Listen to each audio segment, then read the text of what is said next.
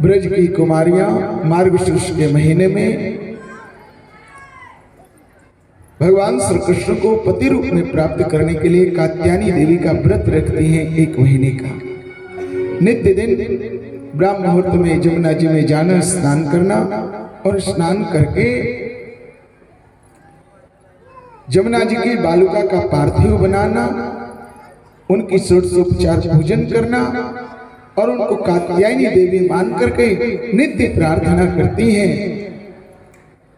कात्यायनी महामाये महायोगिन्यधीश्वरी नंदगोपसुतं देवी पतिं मे कुरुते नमः।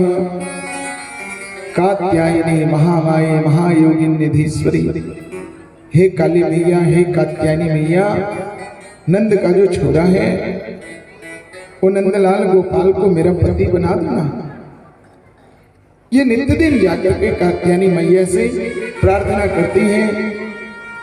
भगवान को पता चला कि गोपियां अनुष्ठान कर रही हैं मुझे पति रूप में प्राप्त करने के लिए, लेकिन उनका अनुष्ठान शुद्ध नहीं हो रहा, सही नहीं हो रहा है, क्योंकि वो कुमारियां जो वस्त्र पहन के जाती हैं उन वस्त्रों को उतार के जमुना जी में नग्न स्नान करती हैं, पुनः उन्हीं वस्त्रों को पहन करके वो कात्यायनी देवी की पूजा करती हैं। तो उनका अनुष्ठान सही नहीं हो रहा है। उनको शिक्षा देने के लिए भगवान श्याम सुंदर एक दिन अकेले पहुंच गए। उसी समय जैसे ही उन लोगों ने वस्त्र उतार के जल में प्रवेश किया, वैसे ही भगवान उनके वस्त्रों को चुरा लेते हैं और सामने के कदम वृक्ष पर बैठकर वंशी बजाते हैं। पहले तो लगा कि वंशी कहीं दूर बज रही है, लेकिन फिर धीरे धीरे आवाज भगवान इतना सुंदर मूर्छना से, इतना सुंदर व्यवस्था से वंशी बजाए, गोपियों को लगा कि कन्हैया यही कहीं है। अचानक से एक गोपी की नजर पड़ी, जब देखती है तो उनके वस्त्र गायब। एक ने देखा कदम वृक्ष के ऊपर में उनके सारे वस्त्र, और वहीं बैठा कन्हैया बंसी बजा रहा है। गोपियों ने कहा ये तो बहुत गड़बड़ हुआ। एक गोपी ने कहा कन्हैया तू यहाँ क्या कर रहा है? कन्हैया ने कहा क्यों, हम नहीं आ सकते? बोले नहीं, ये स्त्रियों के स्नान करने का घाट है, तू यहाँ क्या कर रहा है? कन्हैया ने कहा बड़ी आई स्त्री बनने वाली, तुम ही स्त्री हो कि और भी स्त्रियां हैं संसार में? गोपियों ने कहा देख लाला, तू हमारे वस्त्र दे दे, नहीं तो हम जाकर के नंद बाबा से तुम्हारी शिकायत कर देंगे। कन्हैया ने कहा तो ठीक है, जाओ, हम तुम्हारे वस्त्र नहीं देते, तुम जाकर नंद बाबा से शिकायत करके आओ, फिर वस्त्र लेना। अब तो गोपियां एक दूसरे का मुंह देखने लगी, ये तो बहुत गड़बड़ हो गया, अब क्या होगा? एक ने कहा लाला देख नहीं रहे, ठंड में हम ठिठुर रही हैं, कब से गर्दन भर जल में खड़ी हैं, तनिक भी दया नहीं आ रही। कन्हैया हमारे वस्त्र दे दो, हे श्याम सुंदर हमारे वस्त्र दे दो। बार बार अनुनय विनय करने लगी गोपियां। कन्हैया ने कहा वस्त्र लेना है तो जल से बाहर आओ, दोनों हाथ ऊपर करके कृष्ण कृष्ण कहते हुए जल के बाहर आ जाओ, हम तुम्हारे वस्त्र दे देंगे। गोपियां जिनके लंबे घने केस, आधे केशों को आगे आधे केस को पीछे किए हुई, दोनों सभी गोपियां दोनों हाथ ऊपर उठा के हे कृष्ण, हे श्याम सुंदर, हे प्रेष्ठ, ऐसा कहती हुई गोपियां जल के बाहर आई हैं। गोविंद ने उन सबके वस्त्र दिए। भगवान की यह जो लीला है, चीरहरण की लीला, अत्यंत गोप्य लीला है, गोपनीय लीला है, ये शरीरों की लीला नहीं है।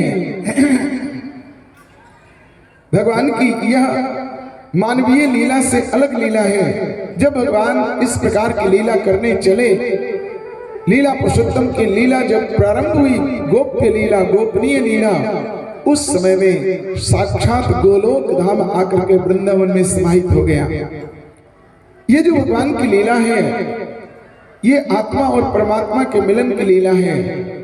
आत्मा के ऊपर में 7 आवरण हैं, काम, क्रोध, मोह, लोभ, मद, मत्सर, अहंकार।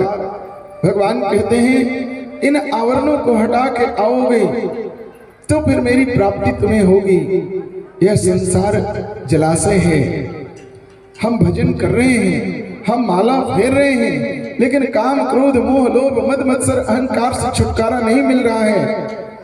जब कभी हम संत चरणों में जाएं, भगवान की कृपा से संत मिलेंगे और संत की कृपा होगी, तब हमारे जीवन के काम, क्रोध, मोह, लोभ, मद, मत्सर, अहंकार से हम इन पे विजय प्राप्त कर सकेंगे। भगवान कहते हैं निर्मल मन जन सो मोहि पावा, मोहि कपड़ छल छिद्र न भावा। तुम इन आवरणों को हटा करके आओ तो हम तुम्हें आत्मसात करने के लिए तैयार हैं। तो यह जो लीला है भगवान की, आत्मा और परमात्मा के मिलन की लीला है। ये शरीर से शरीर के मिलन की लीला नहीं है। इसलिए यहाँ पर राजा परीक्षित भी मोहित हो गए। राजा परीक्षित भी कहने लगे कि प्रभु, भगवान धर्म की स्थापना करने आए हैं, मर्यादा की रक्षा करने आए, तो भगवान इस प्रकार की लीला क्यों किए? श्री सुखदेव स्वामी जी महाराज कहने लगे कि वो पराई नहीं थी, उनकी सब अपनी थी। जब ब्रह्मा जी ने गायों को चुराया था, ग्वाल वालों को चुराया था, उस समय में सभी गोप गोपालियों का विवाह भगवान श्याम सुंदर के साथ हो गया था। तो सब तो उनकी थी, अपनी थी। दूसरी बात है कि संसार में दूसरा कोई तत्व ही नहीं है, एक ही तत्व है, ब्रह्म तत्व। भगवान लीला पुरुषोत्तम लीला करने के लिए अपनी निज शक्ति श्री राधा को प्रकट किया है।